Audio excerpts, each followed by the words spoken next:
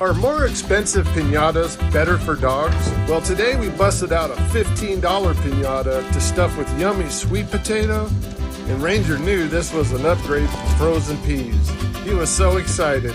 Then we topped it off with fun-sized bacon strips and mini tacos. Ranger said, muy bueno, and went right to work trying to get those delicious gooey treats. It was holding up well through most of the fiesta, and then they cracked the back of the little guy and ate from the rear.